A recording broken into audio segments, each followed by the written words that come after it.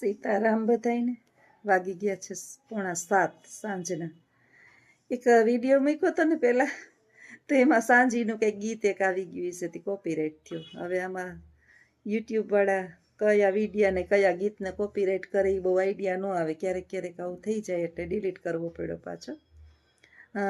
લગ્નમાં ગયા હતા 2 દિવસ, એક દિવસ રાત મોડા પહોંચ્યા હતા 5-6 વાગે, બીજે દિવસે તો 12:30 ત્યાંથી નીકળી ગયા. એટલા હીટ વે અત્યારે ચાલુ છે, 3-4 દિવસથી ગરમી. અત્યારે 6:45 થયા છે તો એ પાંદડું હલતું નથી. હજી તો ઉનાળાની શરૂઆત થઈ છે, જરાક ઉનાળાની. ત્યાં આટલી ગરમી છે તો ચૈત્ર વૈશાખના તડકા તો માણસને મારી નાખે ને એવા પડશે. આ દિવસે દિવસે જે છે ને ઋતુ જે છે એનું ચક્ર બદલતું જાય છે.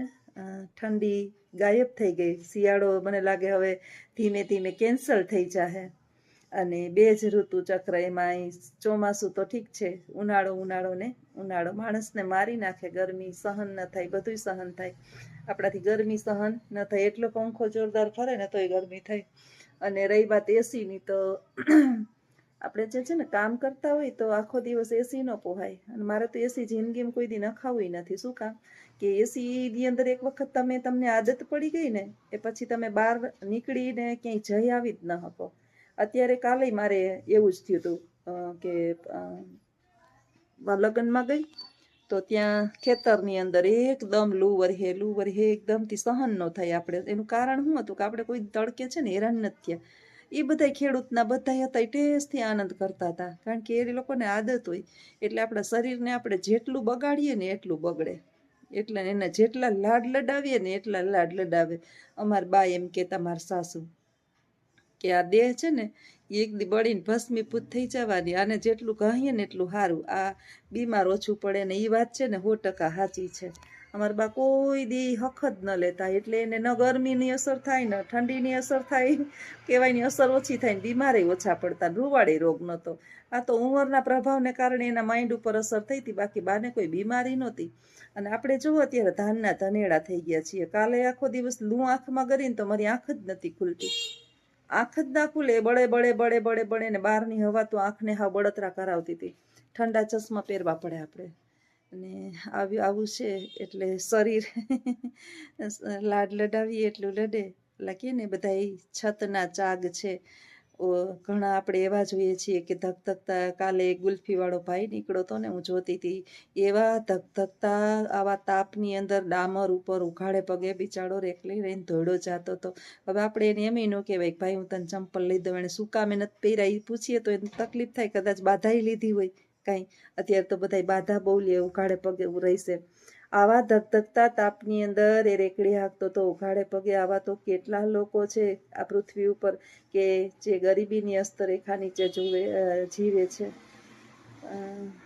ઓલું કહે ને કે ગરીબોના કૂબામાં તેલનું ટીપું દોયલું અને શ્રીમંતોની કબરો ઉપર ઘીના દીવા થાય છે. આ કળિયુગની અંદર જો અત્યારે લગભગ આવું જ ચાલુ છે કે જેને છે ને એને કોઈ કમી નથી, ખાવાવાળા નથી, ત્યાં માણસની સંખ્યા ઓછી છે. અને જ્યાં ઘેરો ને ઘેરો માણસ છે ત્યાં અનાજ નથી. અત્યારે વિશ્વભરની અંદર ધીમે ધીમે અનેક દેશોની અંદર યુદ્ધ ચાલુ છે, ફ્લાઇટો કેન્સલ થઈ છે. પૃથ્વી ઉપર શું થવાનું છે એની ખબર નથી. સારું છે ભારતની અંદર હજી બહુ વાંધો નથી આવતો. તો હમણાં ગુજરાતમાં ગેસના બાટલાઓની તંગી જણાય છે. જે હોય એ બધા પૂછતા હોય કે તમારે ગેસનો બાટલો ભર્યો, તમારે ગેસનો બાટલો ભર્યો. આપણે તો કેટલા બાટલા હોય, કે બાટલાના તો આગા ન હોય, એક ચાલુ હોય ને એક વધારાનો હોય. એનાથી વધારે પણ જે કિચન મોટા રેસ્ટોરન્ટો હોય એની અંદર અત્યારે અછત છે. તો ખબર નહીં આગળ શું થાય, પણ ઈશ્વરને પ્રાર્થના કરીએ કે આ પૃથ્વી પર બહુ વિકટ પરિસ્થિતિ ના લઈ આવે. શાંતિથી કલ્કી અવતાર ભગવાન લઈ લ્યો અને તમને જે યોગ્ય ન લાગતું હોય એનો નાશ કરો. વાંધો નહીં, એમાં અમારું નામ પણ આવી જાય ને અમારો નાશ થાય તો અમને તકલીફ નથી. પણ નિર્દોષ માણસે એટલે કહે ને કે આપણે લાકડા જે છે ને એને ગોઠવીએ વ્યવસ્થિત ને, એટલે હુકેલા લાકડા હોય એ બળે, એમાં વચ્ચે બિચારું લીલામાંથી ને ધુવાળો તો નીકળે, એના ભેગું જોડાઈ જાય. એટલે આવું છે. હુકાની પાછળ લીલું પણ બળે. પૃથ્વીમાં એક ગુનો કરે અને સજા એની અનેક અભોગવે. આજે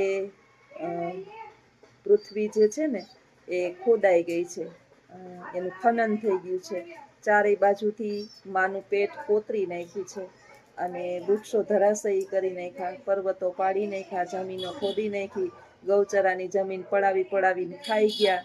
માણસને ક્યાંય શાંતિ નથી, માણસનું બધુંય ભરાય છે, એક માણસનું મુઠ્ઠી જેવડું પેટ ભરાતું નથી. ખબર નહીં કેટલા ભવના ધેરા કરી અને હજારો વીઘા જમીનો પોતાના નામે કરીને માણસો બેસી ગયા છે ને પરિણામ સ્વરૂપ આ એનું ફળ છે કે ગૌચરાની જમીન જ્યારે ખવાઈ જતી હોય ને ત્યારે ભગવાન રૂઠે તો ખરી અને એનું અસર તો ક્યાંક ને ક્યાંક થાય. પણ આપણે ઓલા જેમ કે ફૂકાવની પાછળ લીલું બળે એમ આપણે બળવાનો વારો ભેગો આવે છે. એટલે અસહ્ય બધું વાતાવરણ આપણા માટે થઈ ગયું છે. તો આવા જ વિચારો સાથે આગળના વિડીયોમાં બન્યા રહેજો. આવજો. સીતારામ.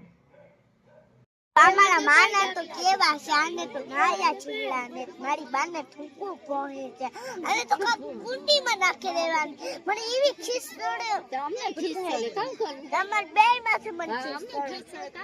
માર બાને થૂકું ઉડાડતા હતા કે બાને બધા થૂકું ઉડાડતા હતા. કેવી છે મારી બા બિસાડી? મારી બાને તમે દુખી કરે નાખજો. અમે રૂપિયા વાળા છે. અમે રૂપિયા વાળા છે. કેટલા રૂપિયા છે કેતા? અમારે તો 5,000 છે. કોઈ માને હા જા રાજલ ઘણું કરાવ્યું. રાજલ ઘણું કેવું છે મણી પહેરવા દે. તો મારી પાસે તો કઈ છે નહીં, એક દોરડું પહેર્યું છે. લે ને હવે પહેરવું પછી લે પહેરવું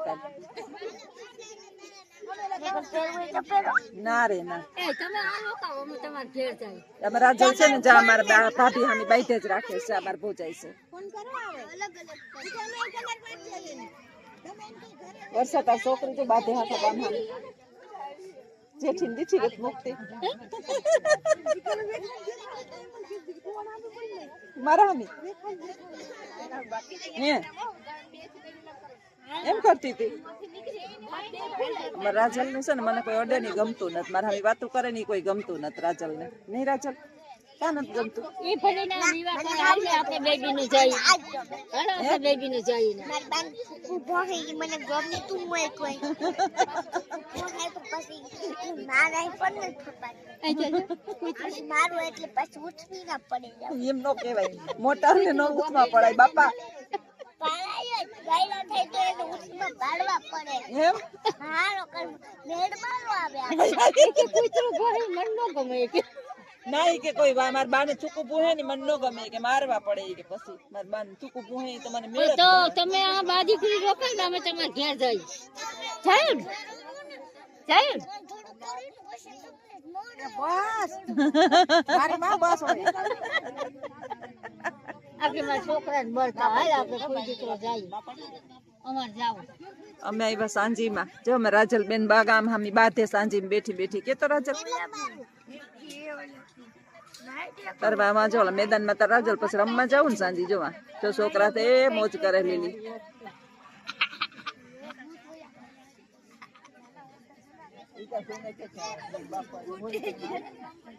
તું જાવો હો બોલ હવે બોલ વાત તું કર. અમારે તો હા મને કંટાળો આવ્યો. કેવાનો કંટારો કેવાનો આવ્યો? મને રાતોડી કંટાળી આવી. બહુ રાતડી યાદ આવ્યું.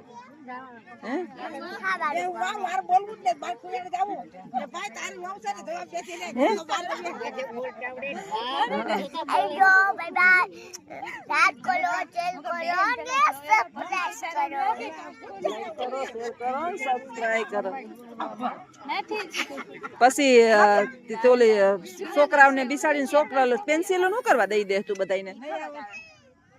કંપાસ ને બોલપેન પેન્સિલો છોકરા નું કરવા દઈ દે નિહારે રાજલ. હે બધાને દઈ દે બિસાડા કે એની પાસે ન હોય ને કે બિસાડા ને વાપરવા થાય કે નહીં. પછી આ જેઠી મામી બા જેઠી બા તને શું કહેશ? નથી ગમતા કાંઈ બસ ઈ મને આ ગાલ ને અડે એટલે હા ઠીક છે. ઈ તી મેં એની નણંદ થાવતી અડે ને મને એ વડે તો પછી મને ગમે વડે તો પછી મને ગમતું હોય ન ગમે તને હા તો આપણે વડવા જ નથી દેવા હોય ને હા